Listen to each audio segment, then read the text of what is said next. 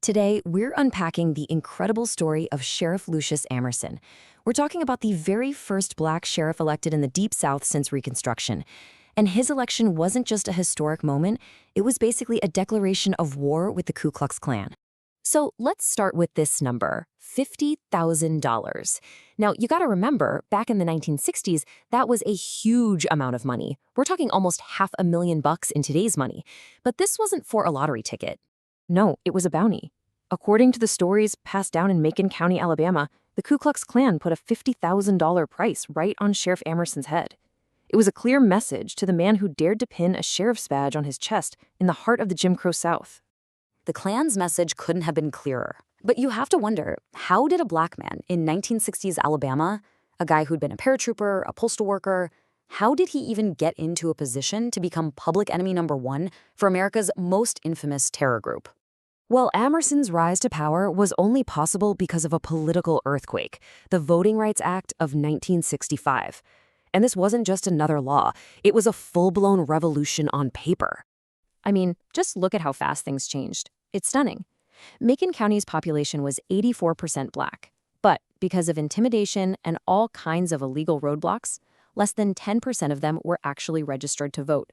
Then, boom, the Voting Rights Act comes along and, almost overnight, a new black voting majority is born. And all that new power went straight to the ballot box. Amerson won a huge victory over the incumbent, Harvey Sadler, who actually had to run as a write-in candidate after Amerson beat him in the Democratic primary. Just like that, history was made. But you know, pinning on the badge is one thing. Actually being the sheriff, that's a whole different battle. Amerson's first fight wasn't out on the streets. It was inside the very courthouse he was supposed to run. You can just feel the isolation in his own words. His first day on the job, back in 1967, Lucius Amerson walked into the sheriff's office, and it was completely empty. And that empty office was just the beginning. This wasn't just a few cops quitting in a huff. Oh no. This was a systematic, top-to-bottom campaign to make sure he failed. We're talking judges and clerks refusing to cooperate, prosecutors actively working against him, and constant, politically motivated federal investigations hounding him for years. The whole system was designed to make it impossible for a black sheriff to succeed. So, all this resistance from inside the system quickly boiled over into the most dramatic and honestly the most contested part of Amerson's entire story, his violent head-on war with the Ku Klux Klan.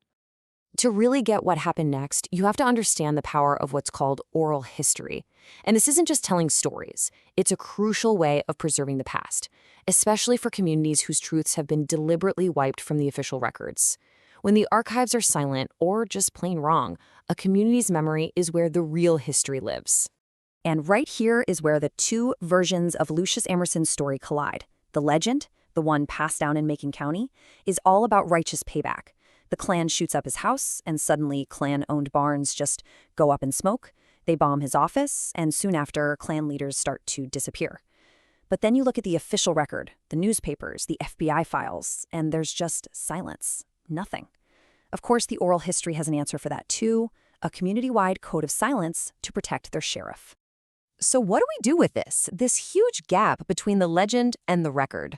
Well, to really understand Amerson's true impact, we've got to look at his 20-year career and focus on what is absolutely historically verifiable. I mean, this timeline alone is just astonishing. This was no one-term fluke. Amerson survived everything they could throw at him. Klan threats, internal sabotage, even a federal indictment in 1971 that he was ultimately acquitted of. He didn't just survive. He won re-election 4 times, serving for 2 full decades. And in his own words from a 1974 interview, you can really hear the immense psychological weight he was carrying, the burden of being a black man with the legal authority to use deadly force, all while knowing that any action he took would be judged by a completely different standard. So when you strip away the myth, the documented truth is, well, it's maybe even more powerful. He didn't just fight back, he governed. He built an entirely new, integrated department from the ground up. He won election after election, proving to everyone that a black man could effectively wield power and enforce the law in the Deep South. He paved the way. And all this leaves us with a final thought. Sheriff Amerson's story really forces us to ask what we value more in our heroes. Is it the verifiable facts of their success within a hostile system? Or is it the powerful, unprovable legends of their resistance that inspire the next generation to stand their ground? Maybe the truth of Lucius Amerson is that he was, quite remarkably, both.